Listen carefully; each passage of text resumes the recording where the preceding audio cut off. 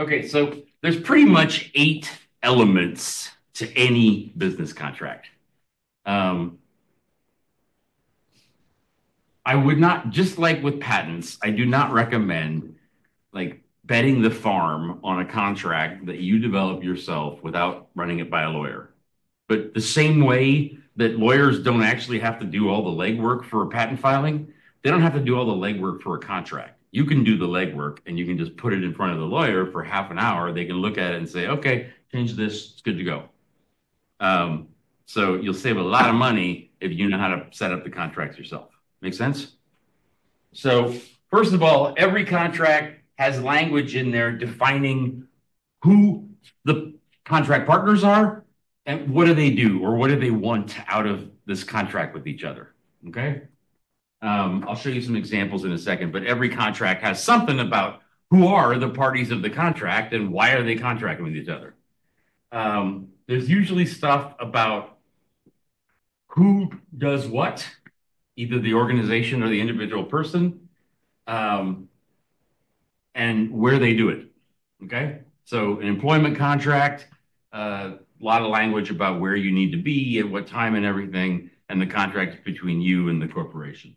If it's between two different companies, I've had contracts in the past where I represent a British company in Brazil, like when I had my music licensing business. So, who does what where? Every contract has something in there about who does what where.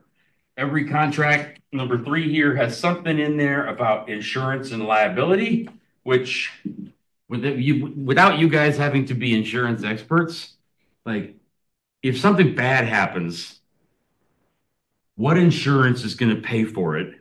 And which of the parties is the one that has that insurance? So basically, which of the parties is responsible for what if something bad happens? And what insurance does that party have to cover it? Make sense? Every contract has something in there about privacy and confidentiality. Some of them have more than others. Um, it depends on the nature of the work, but most contracts have some clause in there about whatever we talk about with each other, you can't share with other people and you can't steal the idea from me, you know? So there's usually something in there about that. There's usually something in every contract about pay or compensation. So most, I mean, a non-disclosure agreement, for example, is a contract, but nobody's getting paid. But most of the time, if it's an employee or if it's a supplier, if it's a customer, somebody's doing something and the other party is paying for it. So there's language in there about who gives what to whom, exactly what is the compensation. Is it money? If it's benefits, is it act? I mean, we could actually, it, when you sign up for classes, it's a form of contract, and you pay like tuition, you get credit hours. Um, so there's a lot of different things that you could get, but there's usually something very clear in there, like the one party gives this, the other party gets this. Okay. Um, there's usually language about characteristics, skills, qualifications of the partners in the contract. So if it's an employment contract, there's basic information about skills that you need to have, and there's also information about things about your identity, things about your ethnicity, etc., that are not allowed to be discriminated against, as much as the federal government is trying to break that law right now. Until we officially don't have a Supreme Court and a separation of powers anymore, that's illegal.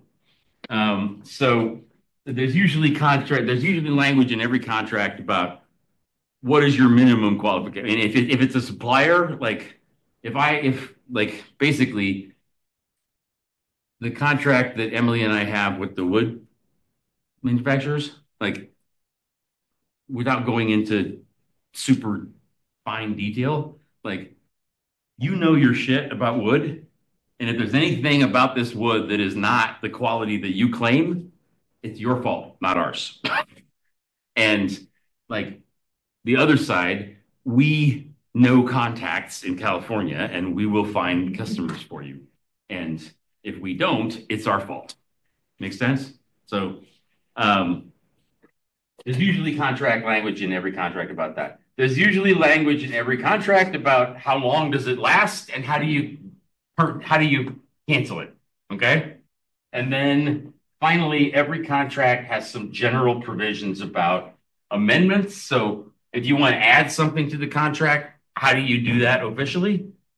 Um, is it possible to assign the contract to some other party? So, basically, if the contract were between us and the wood supplier, and we decide, you know what, it's too much hassle. We're not going to do it. But there's this other company that does it. We're just going to hand over the contract to them.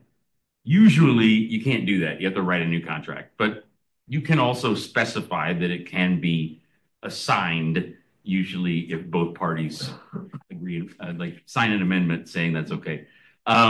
Usually, every contract says that this is the entire agreement. So if it's not written in here, we didn't agree to it. Um, and then you always have to say what governing law is it under. So I have one example in here that's California law, one example in here that's British law, actually. But if you're in the United States, you have to designate which state law is the contract covered by. Most of the time in California here, it's going to be California. But if you're doing business in Vegas, is the contract a California contract or is it a Nevada contract? There's different details when you're like going through the court system if there's any disagreements.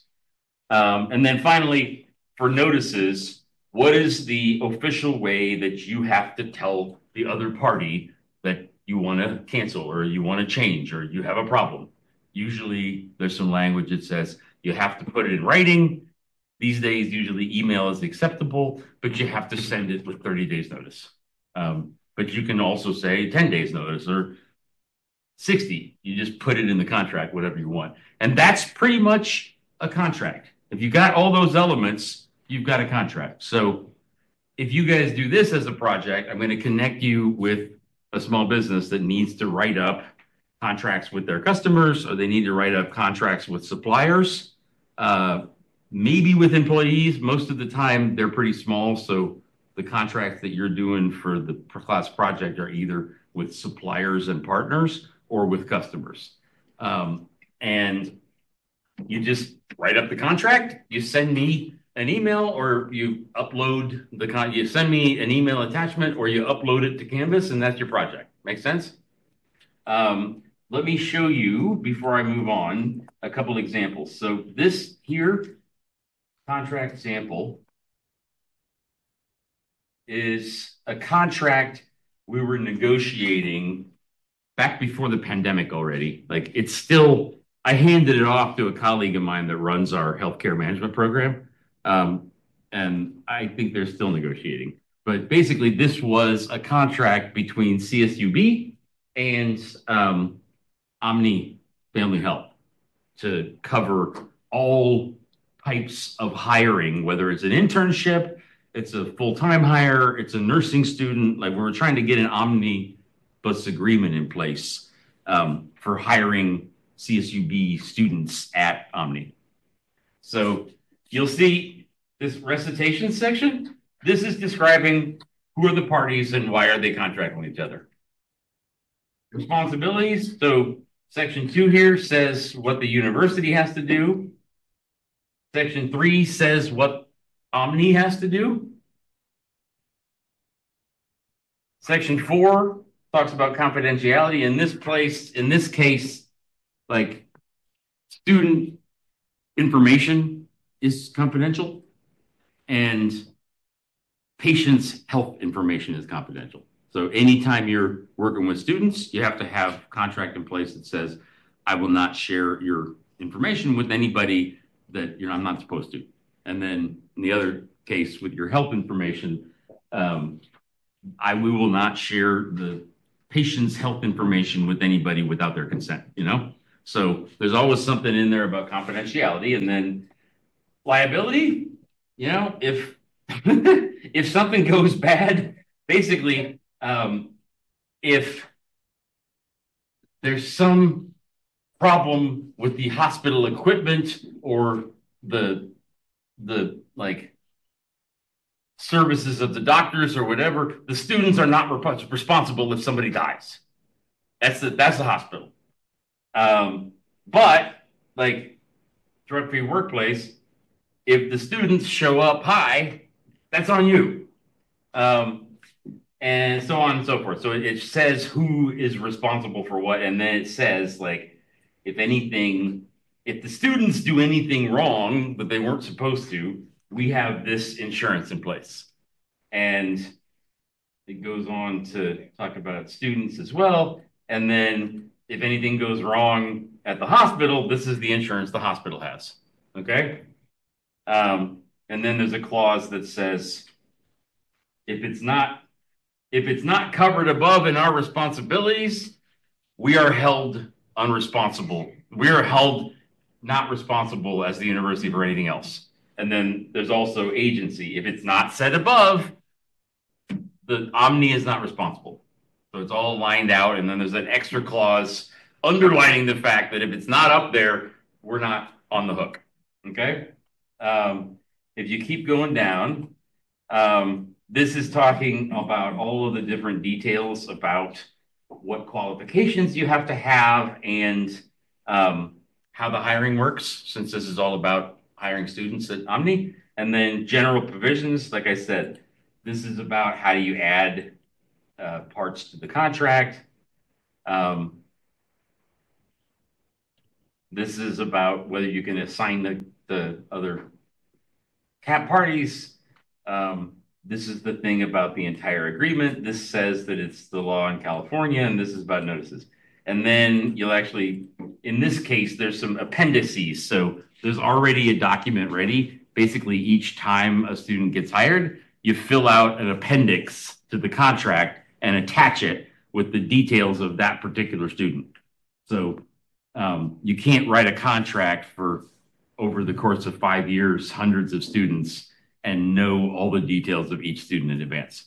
So you have the general contract, and then every time there's a student hired, you add a page about that student as an appendix. So that's a pretty big one. Not all contracts are that big. I've got another example for you here. This is the contract that I used to use for my music licensing company.